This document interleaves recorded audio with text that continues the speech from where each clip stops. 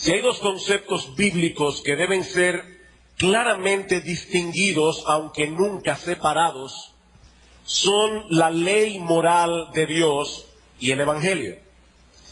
Cuando nosotros hablamos de la ley moral de Dios, nos estamos refiriendo a ese conjunto de normas morales reveladas por Dios en su palabra y que se encuentran codificada y sintetizada en los 10 mandamientos. No tendrás dioses ajenos delante de mí, no te harás imagen de cosas de arriba en los cielos ni abajo en la tierra, no tomarás el nombre de Dios en vano, guardarás el día de reposo, honra a tu padre y a tu madre, no matarás. Ustedes conocen los 10 mandamientos. Esos mandamientos son un reflejo del carácter santo de Dios y por lo tanto son los que deben regir la vida del hombre que fue creado a su imagen y semejanza. Así que lejos de ser una camisa de fuerza, esas normas morales son perfectamente santas, perfectamente justas y perfectamente buenas, como dice Pablo en Romanos capítulo 7, versículo 12. Por eso alguien ha dicho que los 10 mandamientos son 10 amigos que Dios nos ha dado para guiarnos por el camino correcto. Y noten que no son 10 sugerencias, son 10 mandamientos. Mandamientos que Dios nos ha dado para nuestro bien. El problema es que nosotros somos pecadores y no podemos llenar la medida de lo que ese estándar moral requiere. Y la ley tampoco nos provee los recursos espirituales que necesitamos para poder hacerlo. De manera que la ley nos guía por el camino correcto, pero no nos provee el combustible que necesitamos para transitar por esa vía. Usando un ejemplo que citamos hace unas semanas atrás, podemos decir que la ley moral es el GPS de Dios. La ley moral es el GPS de Dios. Nos dice por dónde debemos ir, pero no nos lleva a ningún lado. Alguien dijo en cierta ocasión, la ley tiene poder para revelar, pero no para rescatar. La ley tiene poder para revelar, pero no para rescatar. ¿Qué nos revela la ley? Bueno, nos revela el carácter santo de Dios, nos revela lo que Él requiere de nosotros como criaturas hechas a su imagen y semejanza, pero también nos revela lo lejos que estamos de esas normas divinas. Y es allí precisamente donde entra en juego el Evangelio. El Evangelio. Mientras la ley nos dice lo que debemos hacer y que no podemos hacer, el Evangelio es la buena noticia de lo que hizo Dios. La ley nos dice lo que nosotros debemos hacer. El Evangelio, es la buena noticia de lo que ya Dios hizo a nuestro favor a través de la persona y la obra redentora de nuestro Señor Jesucristo. Él cumplió perfectamente la ley de Dios a nuestro favor, pero al mismo tiempo murió en la cruz del Calvario en lugar de todos aquellos pecadores culpables a los que Él vino a salvar. Por eso alguien decía muy sabiamente que Cristo no solo murió por nosotros, Él también vivió por nosotros. Y eso es importante. Cristo no solo murió por nosotros, Él vivió por nosotros. La vida perfecta de Cristo durante toda su vida terrenal fue de una obediencia perfecta a la ley de Dios en todos sus acápites. Y cuando nosotros nos convertimos a Cristo, esa justicia perfecta de Cristo es puesta en nuestra cuenta por medio de la fe. Esa es la buena noticia del Evangelio.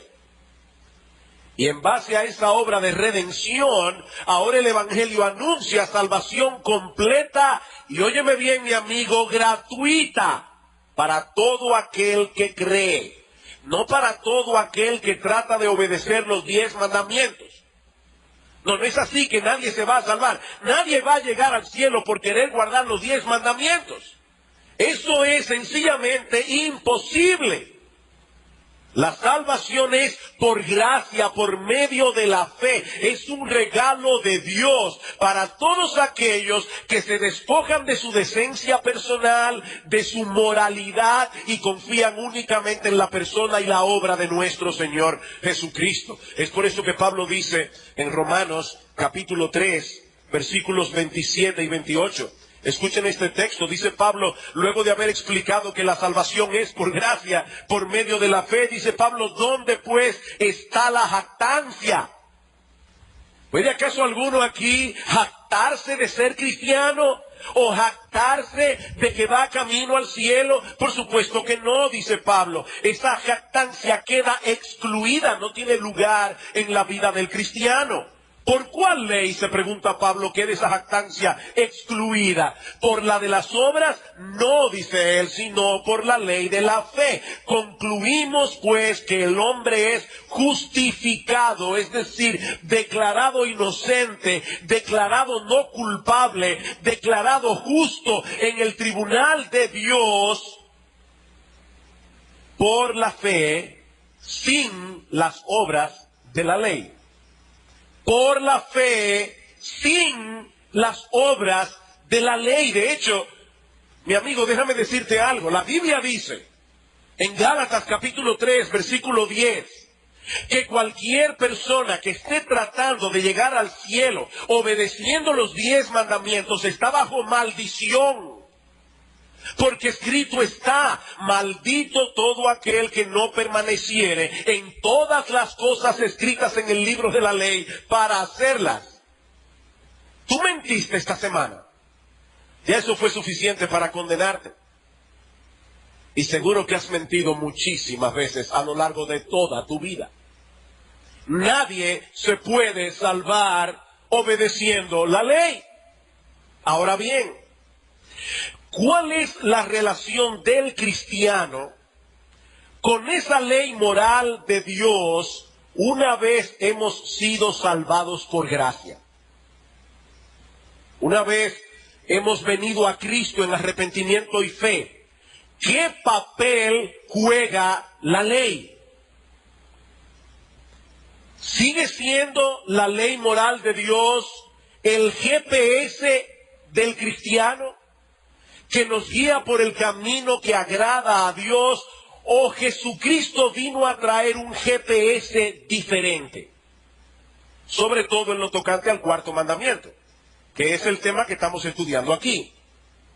Bien, para responder esta pregunta, lo primero que vamos a hacer en esta mañana es ubicar el ministerio y la obra de Cristo en el contexto del nuevo pacto, para luego ver ¿qué papel juega el cuarto mandamiento en la obra redentora de Cristo? Vayamos por un momento a Jeremías capítulo 31.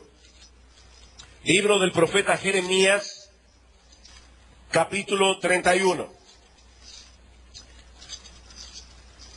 Jeremías capítulo 31, versículos 31 al 34. Dice así la palabra de Dios. He aquí que vienen días, dice Jehová, en los cuales haré nuevo pacto con la casa de Israel y con la casa de Judá. No como el pacto que hice con sus padres el día que tomé su mano para sacarlos de la tierra de Egipto, porque ellos invalidaron mi pacto, aunque fui yo un marido para ellos, dice Jehová. Pero este es el pacto que haré con la casa de Israel después de aquellos días.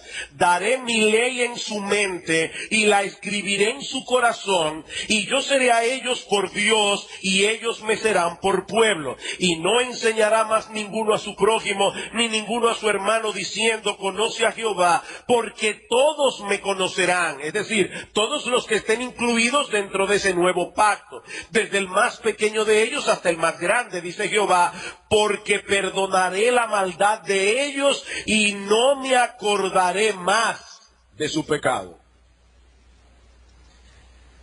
A través de la historia de la redención, Dios se ha relacionado con el hombre a través de pactos. De ahí la importancia enorme que tiene este concepto si queremos interpretar correctamente la palabra de Dios. Ahora, cuando nosotros mencionamos la palabra pacto en el día de hoy, de inmediato solemos pensar en una especie de acuerdo entre dos o más personas.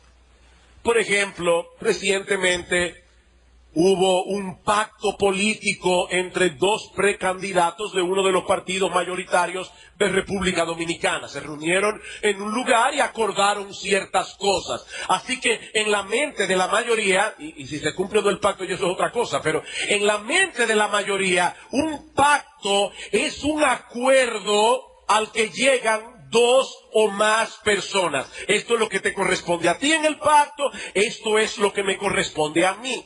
Sin embargo, cuando nosotros vamos a la Biblia, encontramos en ella una definición diferente de pacto. La Biblia le llama pacto a una promesa sobre la cual se interpone un juramento. Yo prometo y juro que voy a cumplir la promesa que he hecho. Yo no tengo el tiempo para demostrar ampliamente en la Biblia que esa es la definición bíblica de pacto, pero les pido solamente que vayan conmigo a Hebreos capítulo 6, dejando su dedo en Jeremías 31. Vamos a Hebreos capítulo 6, pero sigan marcando Jeremías porque volveremos allí. Dice en Hebreos, refiriéndose al pacto que Dios hizo con Abraham, versículo 13, dice, porque cuando Dios hizo la promesa a Abraham, no pudiendo jurar por otro mayor, juró por sí mismo. ¿Ven ustedes allí las dos palabras claves del pacto, promesa y juramento? Ahora, cuando yo juro por Dios. La pregunta es, ¿y Dios por quién jura? Dios no puede jurar por nadie más grande que Él, porque Él es el más grande. Así que dice la Biblia que cuando Dios entró en pacto con Abraham, le hizo una promesa y juró por sí mismo. Dios juró por sí mismo, no pudiendo jurar por otro mayor, diciendo, versículo 14, de cierto te bendeciré con abundancia y te multiplicaré grandemente. Y habiendo esperado con paciencia, alcanzó la promesa, porque los hombres ciertamente juran por uno mayor que ellos. Y para ellos el fin de toda controversia es el juramento para confirmación. Por lo cual, queriendo Dios mostrar más abundantemente a los herederos de la promesa la inmutabilidad de su consejo, es decir, que Él no se iba a echar para atrás de lo que le estaba prometiendo a Abraham, pasara lo que pasara, Dios interpuso juramento, juró Dios, para que por dos cosas inmutables, en las cuales es imposible que Dios mienta, su palabra y su juramento, tengamos un fortísimo consuelo los que hemos acudido para asirnos de la esperanza puesta delante de nosotros. Así que un pacto es una promesa sobre la cual se añade un juramento. Si Dios dice en Jeremías capítulo 31 que Él va a inaugurar, va a introducir un nuevo pacto, nosotros tenemos que pensar en promesas juradas. Dios está prometiendo un nuevo pacto basado en mejores promesas que las que Él prometió en el antiguo pacto, el que Dios hizo con el pueblo de Israel en los días de Moisés. Ahora bien, si ustedes miran con atención una vez más el texto de Jeremías 31, se van a dar cuenta de que ese nuevo pacto gira en torno a una promesa central, una, de la cual se derivan otras tres. Vean nuevamente el versículo 33. Pero este es el pacto que haré con la casa de Israel después de aquellos días, dice Jehová. Daré mi ley en su mente y la escribiré en su corazón. Esa es una promesa. Yo seré a ellos por Dios y ellos me serán mi pueblo. Esa es otra promesa. Y no enseñará más ninguno a su prójimo, ni ninguno a su hermano diciendo conoce al Señor, porque todos me conocerán desde el más pequeño de ellos hasta el más grande, dice el Señor. Esa es otra promesa. En el pueblo de Israel, en el antiguo pacto, muchos judíos no conocían al Señor. Ellos se beneficiaban del antiguo pacto, pero ellos no conocían al Señor, eran incrédulos. En el nuevo pacto no es así. En el nuevo pacto, todos los que pertenecen al pueblo de Dios conocen al Señor, desde el más pequeño hasta el más grande. Pero ahora noten al final del versículo 34, porque perdonaré la maldad de ellos y no me acordaré más de sus pecados.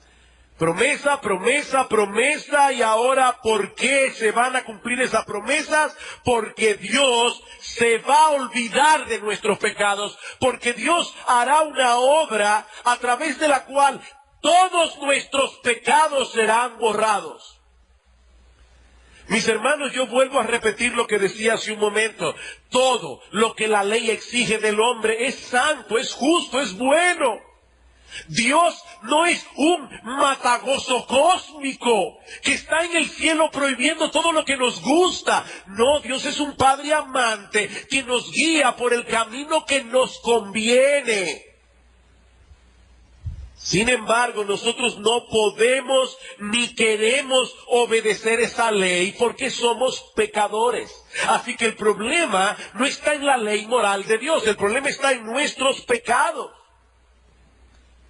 De hecho, noten que eso fue lo que hizo necesario que Dios introdujera un nuevo pacto. Versículo 31 otra vez. He aquí que vienen días, dice Jehová, en los cuales haré nuevo pacto con la casa de Israel y con la casa de Judá. No como el pacto que hice con sus padres, con Moisés, el día que tomé su mano para sacarlo de la tierra de Egipto. ¿Por qué? Porque ellos invalidaron mi pacto. Aunque fui yo un marido para ellos, dice el Señor. El antiguo pacto hizo evidente la impotencia del hombre para obedecer a Dios en sus propias fuerzas.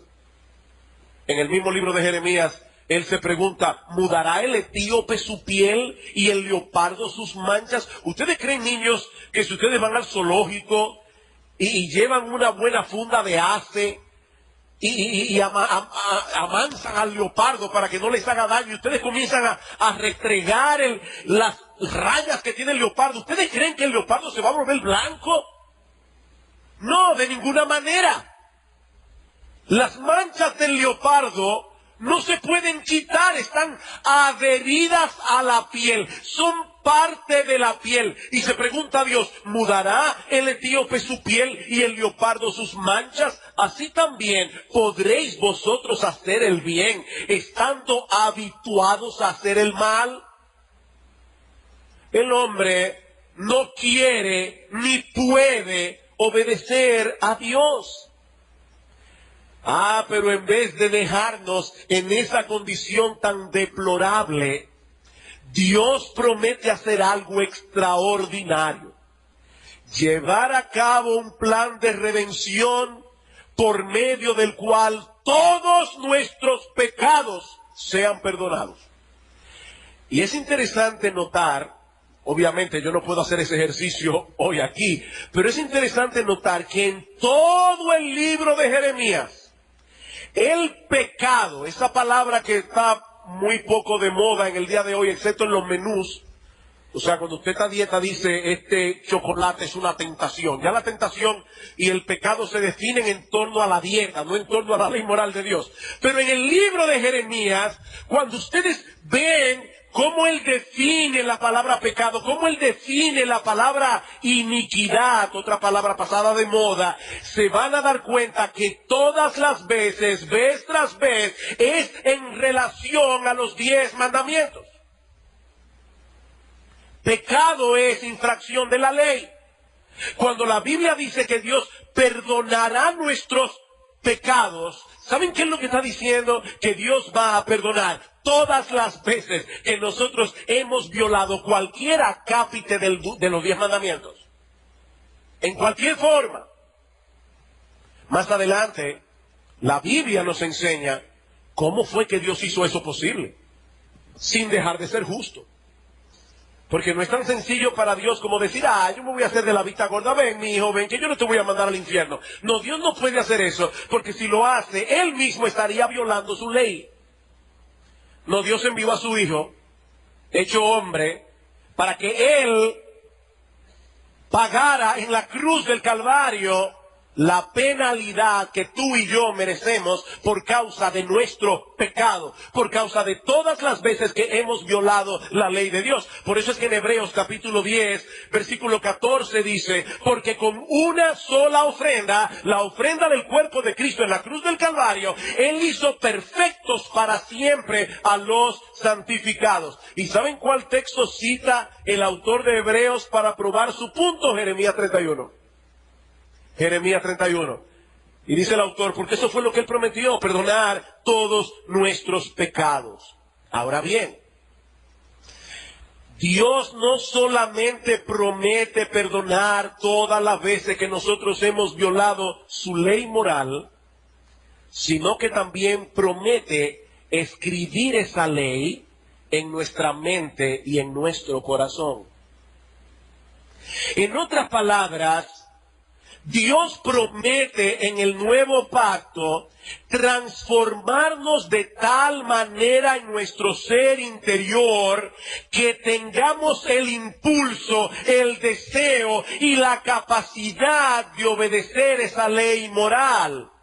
Y ahora escuchen, no por temor al castigo, sino por amor a Él. No por temor al castigo, sino por amor a Él.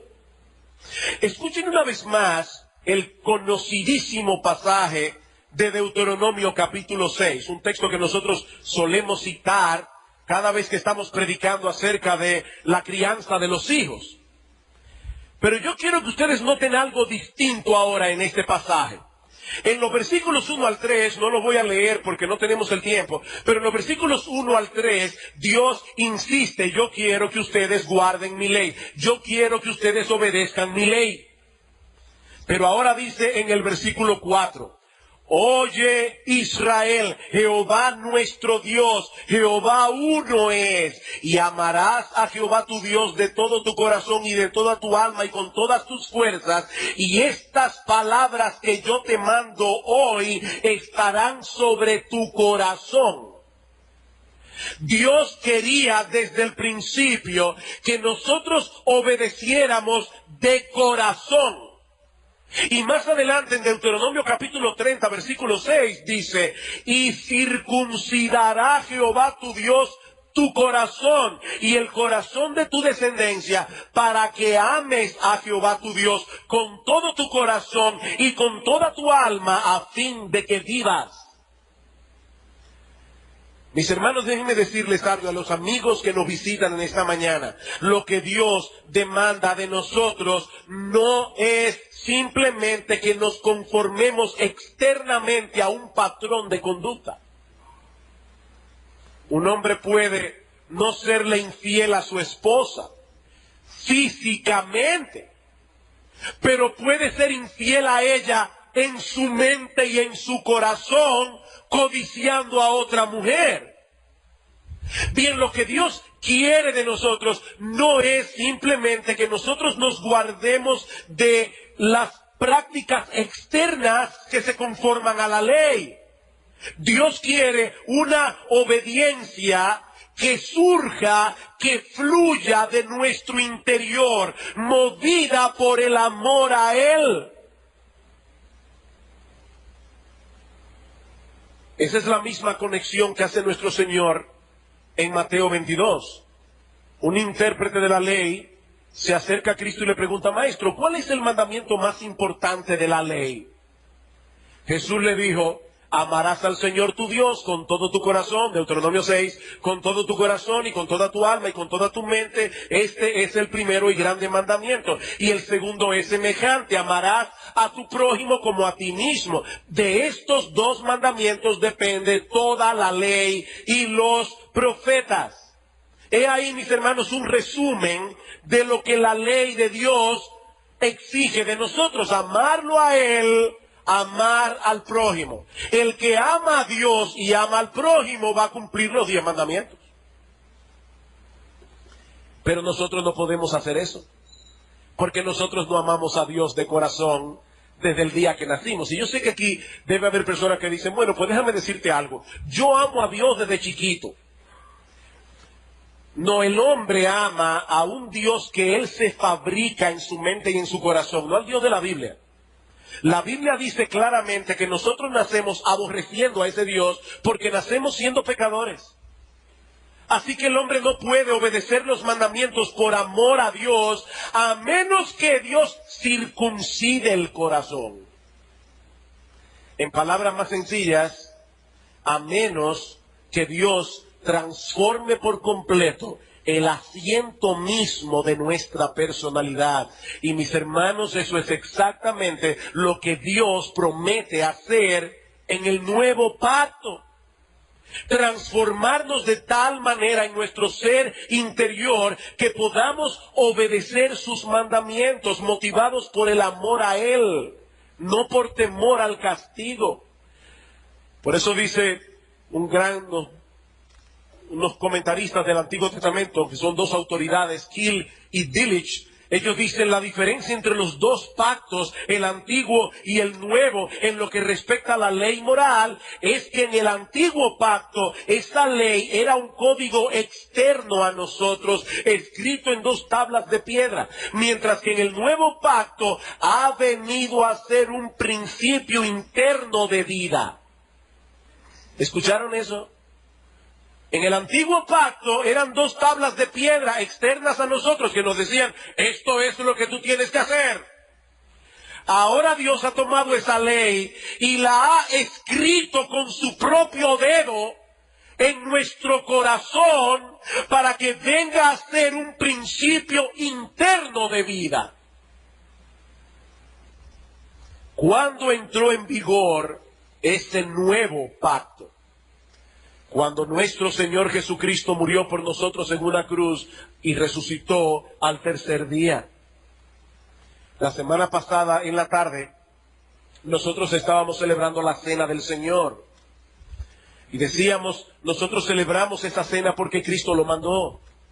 En Lucas capítulo 22, versículo 20, cuando el Señor estaba instituyendo esa santa cena, Él dijo, esta copa es el nuevo pacto en mi sangre que por vosotros se derrama. Y el texto paralelo dice, sangre que fue derramada para perdón de nuestros pecados. ¿Ven la conexión ahí? Nuevo pacto, perdón de los pecados. Cristo murió en nuestro lugar en la cruz del Calvario para pagar nuestra deuda con la justicia divina y para hacer posible la transformación de todo nuestro ser de tal manera que ahora podamos amar a Dios y obedecer sus mandamientos tal como fue prometido en el nuevo pacto. Juan capítulo 14. Juan capítulo 14.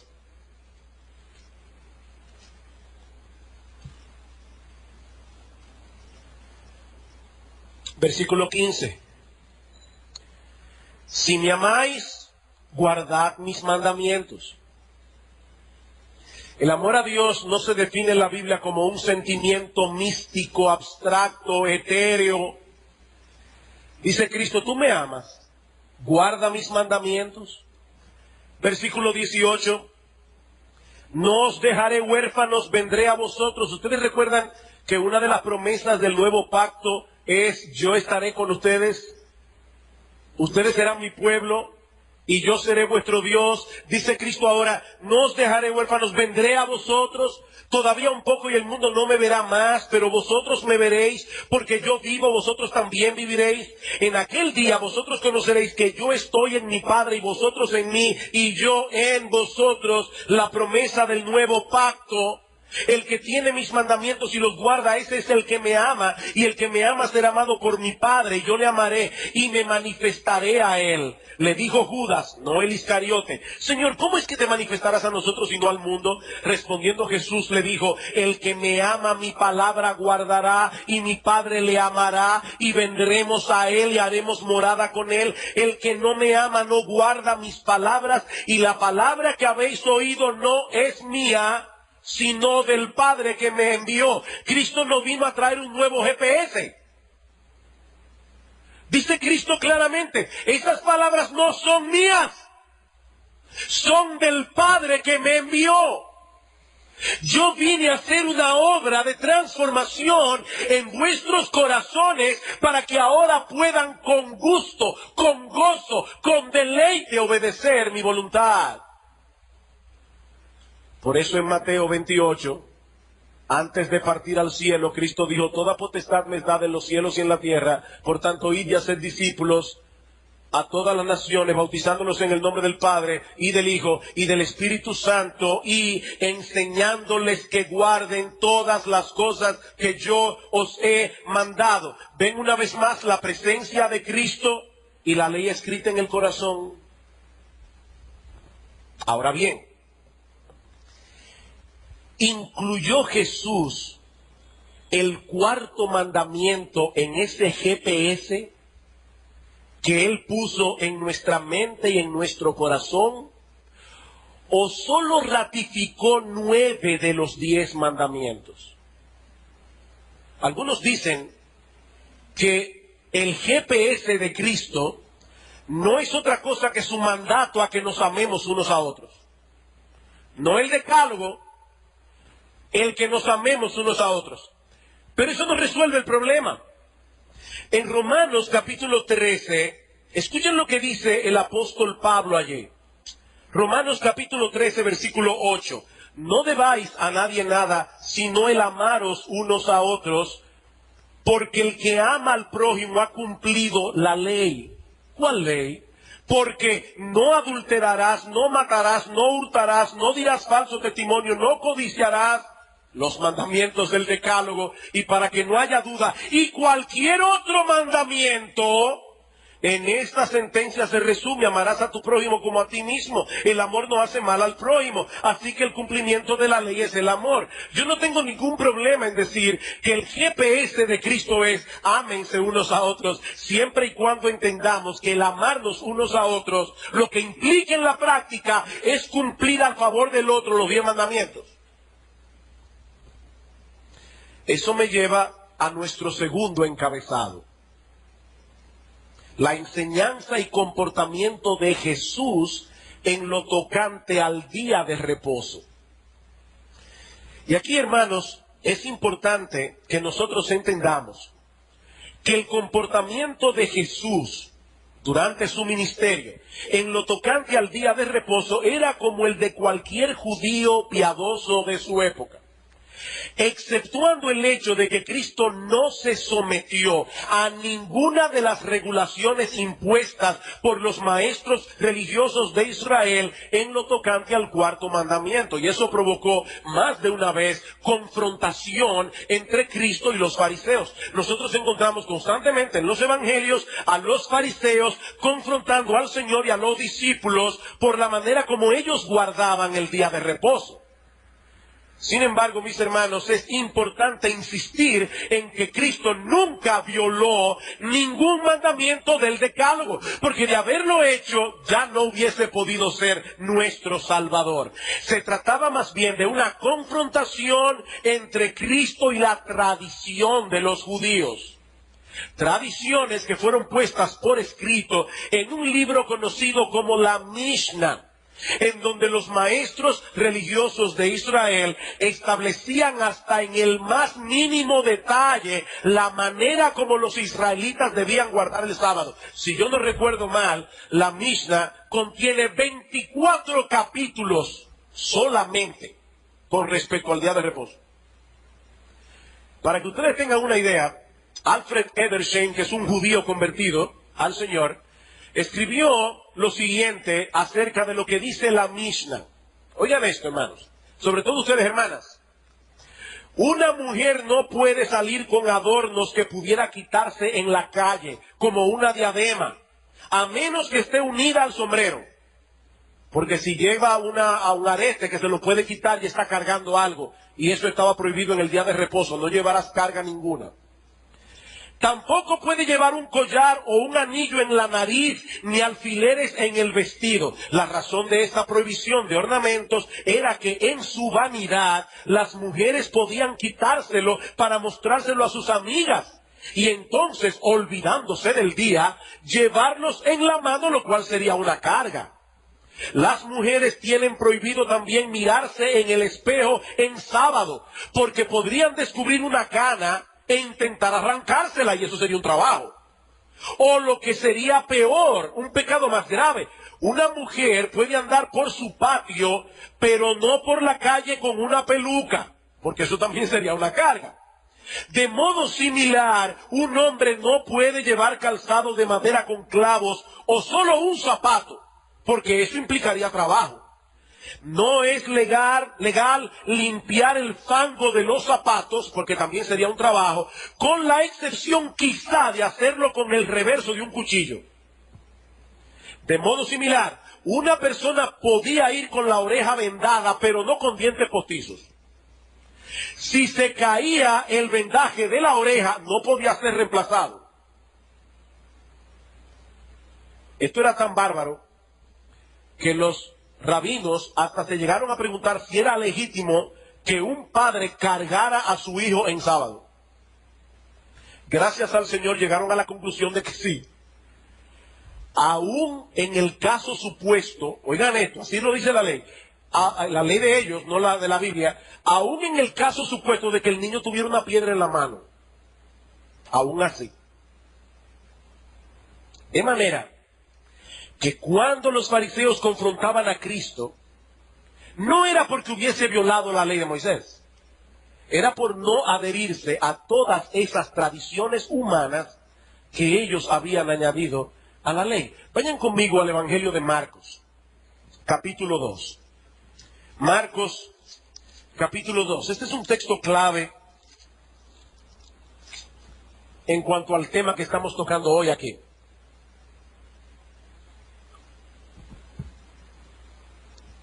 Aconteció, versículo 23, aconteció que al pasar él por los sembrados un día de reposo, sus discípulos andando comenzaron a arrancar espigas. Entonces los fariseos le dijeron, mira, ¿por qué hacen en el día de reposo lo que no es lícito? Pero él les dijo, ¿nunca leísteis? Yo me imagino la rabia que tenía que darle esto a los escribas y fariseos. Ellos eran supuestamente expertos en la ley. Y Cristo les dice, ¿ustedes nunca leyeron eso? ¿Nunca leísteis lo que hizo David cuando tuvo necesidad y sintió hambre, él y los que con él estaban? ¿Cómo entró en la casa de Dios, siendo Abiatar sumo sacerdote, y comió los panes de la proposición, de los cuales no es lícito comer, sino a los sacerdotes, y aún dio a los que con él estaban? También les dijo, el día de reposo fue hecho por causa del hombre, y no el hombre por causa del día de reposo. Por tanto, el Hijo del Hombre, él, es Señor aún del día de reposo. Los discípulos pasan por un campo en el día de reposo. Comienzan a arrancar espigas para comerlas. Y ahí vienen los fariseos. Porque de acuerdo a la enseñanza de los rabinos, arrancar espigas para comer era cosechar. Y cosechar estaba prohibido en el día de reposo. La defensa de Cristo consta de varias partes. En primer lugar, les demuestra por la misma Biblia que en casos de necesidad las leyes ceremoniales debían ser puestas a un lado. El día de reposo tenía leyes ceremoniales atadas a él. Y esas leyes ceremoniales, dice Cristo, pueden ser puestas a un lado cuando la vida de un hombre está en juego. Así que aunque fuese cierto que en la ley ceremonial se hubiese incluido un mandamiento específico con respecto a arrancar espigas y comérselas, lo cual no era cierto. Pero si fuera cierto, la vida de un hombre está por encima de esas ceremonias. Versículo 25. ¿Nunca leíste lo que hizo David cuando tuvo necesidad y sintió hambre? Y los que con él estaban, cómo entró en la casa de Dios, siendo Abiatar sumo sacerdote, y comió los panes de la proposición, de los cuales no es lícito comer, sino a los sacerdotes, y aún dio a los que con él estaban. La historia que cita el Señor aquí se encuentra en Primera de Samuel, capítulo 21, versículos 1 al 6. David está huyendo por su vida porque se enteró por Jonatán que su padre Saúl quería matarlo. Al tener que salir apresuradamente, junto con el pequeño grupo que le seguía, sale sin comida y sin armas para defenderse. En esa condición llegaron a la aldea de Nob, donde se encontraba sirviendo el sacerdote Abiatar. Pero la única comida disponible eran los panes que habían sido consagrados para la proposición. Y según la ley ceremonial, ese pan solo podía ser comido por los sacerdotes. Ese fue el problema que se presentó en el tiempo de David. ¿Qué hizo Abiatar? Dice en el versículo 6 de 1 Samuel 21, escuchen este detalle, que el sacerdote le dio el pan sagrado porque allí no había otro pan sino los panes de la proposición, los cuales habían sido quitados de la presencia de Jehová para poner panes calientes el día que aquellos fueron quitados. Este detalle que el texto incluye es sumamente importante. El pan de la proposición acababa de ser removido. Lo interesante es que eso solo ocurría en día de reposo. Así que debemos deducir por implicación que David estaba huyendo por su vida en sábado. Así que existe cierto paralelismo entre lo que ocurrió con David en aquella ocasión y lo que ocurrió con Cristo y sus discípulos en esta otra ocasión. Y si David pudo hacer en ese momento de verdadera necesidad uso de los panes sagrados, ¿cuánto más nuestro Señor Jesucristo? De manera que aunque fuese cierto que la ley prohibía que los discípulos del Señor arrancaran espigas para comer, lo cual, repito, no era cierto porque la ley no decía eso, aún así la acción del Señor estaría justificada. Pero hay algo más en este pasaje. El Señor continúa su defensa trayendo a colación el propósito por el cual Dios instituyó el día de reposo. Versículo 27. También les dijo, el día de reposo fue hecho por causa del hombre, no el hombre por causa del día de reposo. Los maestros religiosos de Israel habían transformado esta ordenanza en un tirano con un montón de exigencias y regulaciones. Pero eso no fue lo que el Señor intentó que fuese.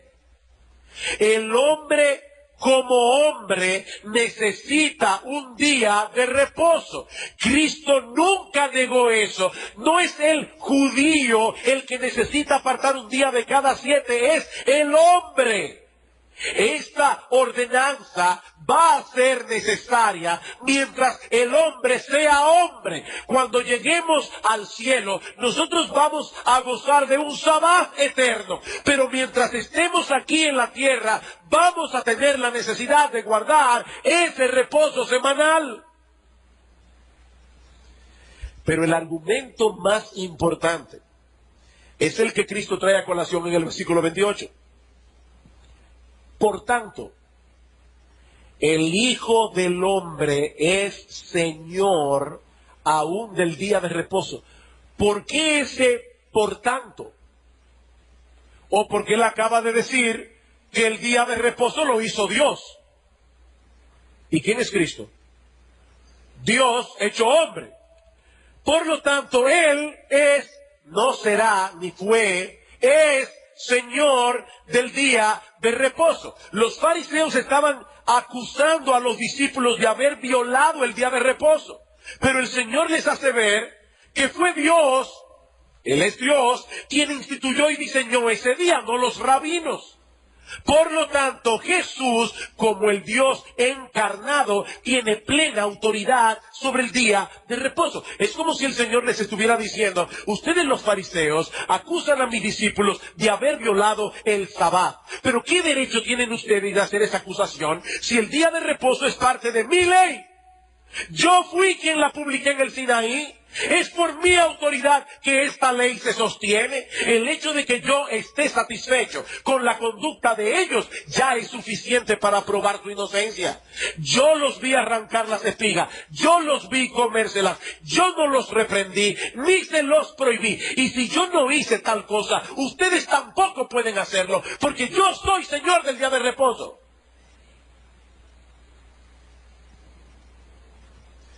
Un razonamiento similar es el que encontramos en Juan capítulo 5.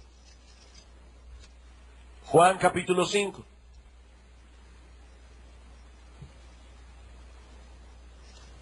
Jesús acaba de sanar a un paralítico en sábado. Y dice en el versículo 16, y por esta causa los judíos perseguían a Jesús y procuraban matarlo, porque hacía estas cosas en el día de reposo. Y Jesús les dijo, les respondió, mi Padre hasta ahora trabaja y yo trabajo. A mí me fascina ver la sabiduría del Señor en acción. Es algo que me encanta. Mis hermanos, ¿cómo se defendió Cristo de esta nueva acusación? La respuesta de Cristo es más o menos esta. Aunque el día de reposo fue instituido una vez terminada la obra de creación, mi Padre ha continuado trabajando y yo también. De paso, este argumento no tiene mucho sentido si el día de reposo no fue instituido en Génesis 2. Porque él está yendo a la creación y dice, desde aquel momento, aunque ya Dios había establecido el día de reposo, mi Padre ha continuado trabajando y yo también. Dios cesó su obra creadora el séptimo día, pero la gran maquinaria del universo ha continuado funcionando. En el día de reposo el sol sale y se pone, lo mismo que en el resto de la semana. Las hierbas crecen, los ríos corren, la sangre circula por las venas y Dios está atento a cada uno de esos procesos. ¿Sabes una cosa, mi amigo? La única razón por la que tú estás sentado aquí en esta mañana, la única razón es porque Dios tiene tu corazón en sus manos y lo está haciendo latir. Eso no late solo. Dios en su providencia está atento a su creación. Por lo tanto, dice Jesús, al hacer estas obras de sanidad en el día de reposo, en vez de estar violando el cuarto mandamiento, simplemente estoy haciendo lo mismo que mi Padre y yo hemos estado haciendo desde el principio de la creación. Y noten cómo hay una correspondencia aquí entre las obras y enseñanzas de Dios el Padre y las obras y enseñanzas de Dios el Hijo. Mi Padre hasta ahora trabaja y yo trabajo. El Señor estaba declarando que existe una perfecta unidad de mente, de voluntad y de operación entre el Padre y el Hijo. Versículo 19. Respondiendo entonces Jesús les dijo, de cierto os digo, no puede el Hijo hacer nada por sí mismo, sino lo que ve hacer al Padre, porque todo lo que el Padre hace también lo hace el Hijo igualmente. En otras palabras, yo y el Padre, dice Cristo, somos de una misma mente. Mi Padre y yo diseñamos el día de reposo por causa del hombre. Por tanto, en mi calidad de Mesías y como Dios encarnado, yo soy Señor del día de reposo. Yo tengo autoridad sobre esta ordenanza, lo mismo que sobre el resto de todas las otras ordenanzas de la ley, porque esa es mi ley. Hace unas semanas estaba discutiendo con un buen amigo mío, a quien quiero mucho, no es de aquí, de la iglesia. Estábamos discutiendo sobre la permanencia del decálogo. Y él, que no cree en la permanencia del decálogo, me dio este argumento. Me dice, mira, Sujel, la ley de Cristo y la ley mosaica, los 10 mandamientos, son muy similares. De hecho, tan similares que según este argumento solamente le falta el cuarto mandamiento. O sea, son 9 de 10. Yo te lo voy a poner de esta manera, me dice él a mí. Imagínate lo que sucedió en América cuando los peregrinos llegaron allí. Ellos todavía estaban bajo la corona inglesa hasta que vino la guerra de independencia. A partir de ese momento, los Estados Unidos de Norteamérica se independizaron de la monarquía inglesa. A partir de ese momento, los americanos estaban bajo la nueva ley promulgada en este nuevo país. Ahora es muy probable, me decía él a mí, que las leyes promulgadas en los Estados Unidos de Norteamérica recién creados eran muy similares a la monarquía inglesa, pero ahora los americanos obedecían a una nueva ley. Y yo le decía, mire, ese argumento tuyo está fantástico, excepto por una cosa. Y es que cuando nosotros comparamos esa analogía con la Biblia, hay una enorme diferencia porque el monarca sigue siendo el mismo. El monarca sigue siendo el mismo. Porque Cristo es Dios hecho hombre. No es otro monarca. Mis hermanos, Jesús no tiene un carácter moral distinto del Padre. Y por lo tanto su ley moral no puede ser distinta a la ley moral que fue instituida en el antiguo pacto. De haber instituido una nueva ley moral, el Señor habría redefinido el pecado, porque el pecado es infracción de la ley. Pero Cristo no vino a redefinir el pecado. Cristo vino a morir en nuestro lugar por todas las veces que tú y yo violamos esa ley moral ya existente, resumida y codificada en los 10 mandamientos. Mateo capítulo 5.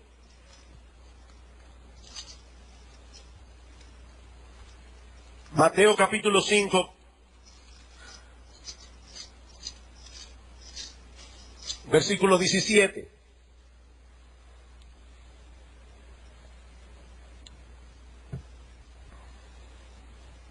Hermano, yo estoy consciente, créame, muy consciente de que este estudio o estos estudios que hemos estado llevando del Día del Señor ameritan un trabajo mental. Ustedes van a salir cansados de aquí, yo también. De hecho, más cansado porque ya me cansé en el resto de la semana tratando de poner esto en orden. Pero hermanos, esto es crucial. Esto es trascendental. Estamos hablando aquí de la manera como yo agrado a Dios, a mi Dios. ¿Qué dice Cristo en Mateo 5:17? No penséis que he venido para abrogar la ley o los profetas. Yo no he venido para abrogar, sino para cumplir. Porque de cierto os digo que hasta que pasen el cielo y la tierra, ni una jota ni una tilde pasará de la ley hasta que todo se haya cumplido. De manera que cualquiera que quebrante uno de estos mandamientos muy pequeños, y así enseña a los hombres, muy pequeño será llamado en el reino de los cielos. Mas cualquiera que los haga y los enseñe, este será llamado grande en el reino de los cielos. Porque os digo que si vuestra justicia no fuere mayor que la de los escribas y fariseos, no entraréis en el reino de los cielos. Este pasaje que yo acabo de leer en sí mismo amerita una serie de sermones solamente para explicar lo que dice ahí. Y yo no puedo hacer eso ahora. Pero al menos yo quiero que ustedes noten dos cosas que se hacen evidentes en el contexto. Por un lado, noten que el Señor se tomó la molestia de interpretar correctamente algunos mandamientos del Decálogo a partir del versículo 21. Dice, oísteis que fue dicho a los antiguos, no matarás. Eso lo dicen los 10 mandamientos. Y cualquiera que matare será culpable de juicio. No, ya eso no lo dicen los 10 mandamientos. Eso lo decían los rabinos. ¿Para qué? Para quitarle al sexto mandamiento la connotación interna y espiritual. Cristo dice, pero yo os digo que cualquiera que se enoje contra su hermano será culpable de juicio. Y cualquiera que diga necio a su hermano será culpable ante el concilio. Y cualquiera que le diga fatuo, estúpido, imbécil, cabeza hueca, quedará expuesto al infierno de fuego. ¿Qué es lo que el Señor está haciendo aquí? ¿Anulando el mandamiento o más bien interpretando correctamente todo lo que ese mandamiento implica? Y lo mismo vemos con el adulterio. Oísteis que fue dicho, no cometerás adulterio. Pero eso no es lo que dice el Decálogo. El Decálogo dice, no adulterarás. Y eso se puede hacer sin cometer un adulterio físico. Eso se puede hacer en la mente y en el corazón. Así que por un lado, vemos que la intención del Señor aparentemente no era anular los 10 mandamientos, sino confirmarlos. Ahora, noten también en ese mismo pasaje que el Señor declara aquí que la obediencia que Él espera de los suyos no era inferior, sino superior a la de los escribas, a lo que las escribas y fariseos rendían a la ley moral. Dice en el versículo 20, porque os digo que si vuestra justicia no fuere mayor que la de los escribas y fariseos, no entraréis en el reino de los cielos. ¿Sabe lo que eso significa? Déjeme ponérselo en palabras más simples. Imagínese que usted tiene un hijo que canta bien y usted quiere entrenarlo, lo lleva a un maestro. Y ese maestro le dice de entrada, mira, el requisito para entrar en esta escuela de canto es muy simple. Tú tienes que cantar mejor que Plácido Domingo. Si es así, no hay problema. O en la academia que tiene nuestro hermano Alberto. Ah, ¿tú quieres que yo toque violín? No hay problema. Solamente que tiene que tocar mejor que Hasha Haifa. Pero después de todo está bien. Cristo está diciendo aquí a los judíos que veían a los fariseos y a los escribas como el non plus ultra de la obediencia a la ley. Dice, miren, si la obediencia de ustedes no es superior a la de ellos, ustedes no van a entrar en el reino de los cielos. ¿Qué? ¿Cómo así? Muy sencillo. En primer lugar, la de los fariseos era una obediencia legalista. Ellos creían que serían aceptados por Dios en base a su obediencia a la ley moral. La obediencia que el Señor espera de los suyos es evangélica, motivada por el hecho de que ya fuimos aceptados por Dios de pura gracia. Es diferente. La de los fariseos era una obediencia externa. Ellos se preocupaban por todos los mandamientos que se veían, porque ellos estaban buscando el aplauso de la gente. Pero al mismo tiempo, el Señor dice aquí, no, la obediencia que yo espero de los míos incluye las motivaciones y los pensamientos. No es una obediencia externa, es una obediencia interna. La de los fariseos era una obediencia parcial. Ellos le daban importancia, como yo acabo de decir, a los mandamientos que se veían. Cristo dice, pero descuidaron la misericordia y la fe.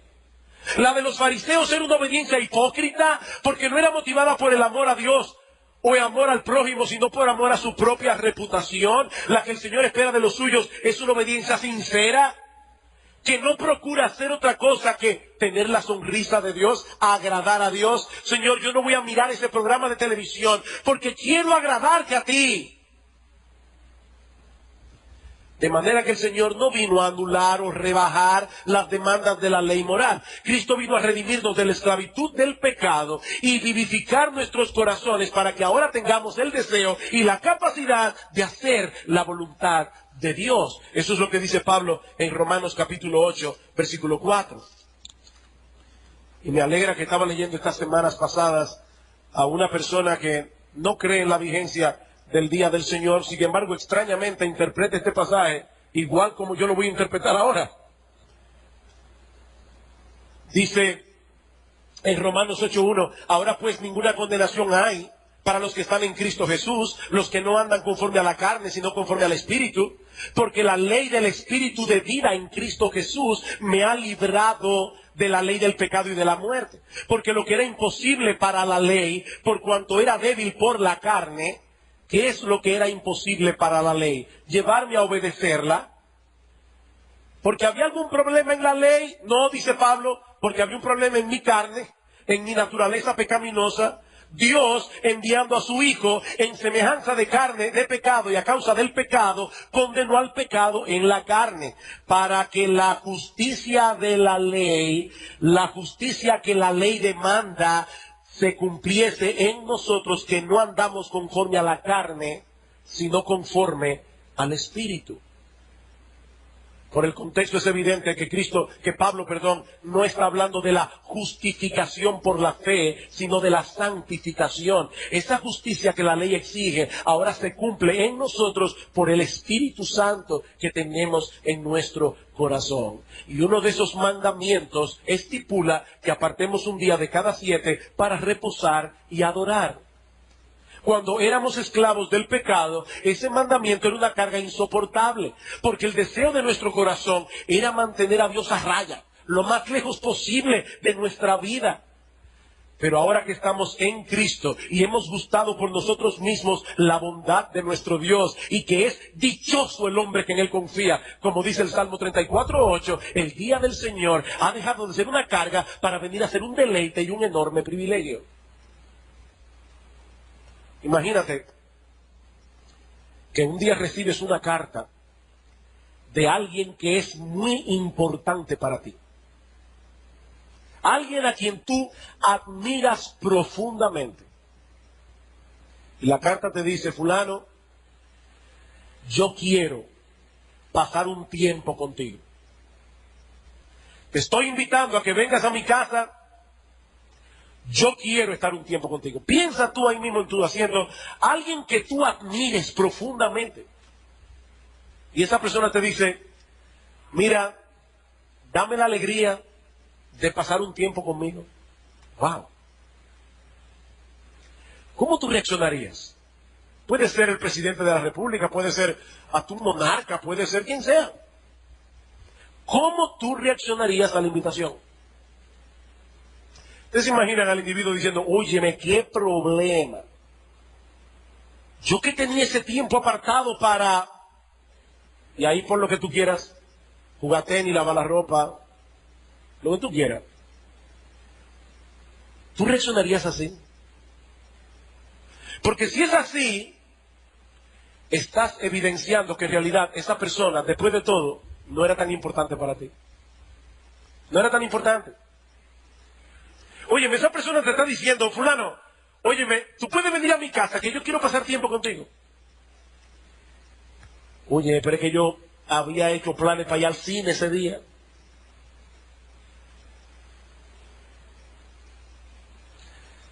Mis hermanos, el Dios Todopoderoso, Creador de los cielos y de la tierra, Rey de reyes y Señor de señores, aquel que te amó de tal manera desde antes de la fundación del mundo, que te escogió para salvación y luego envió a su Hijo a morir por tus pecados, te está invitando a que te apartes de tus labores ordinarias para darle descanso a tu cuerpo y para tener comunión con Él, para recrear tu alma en su presencia.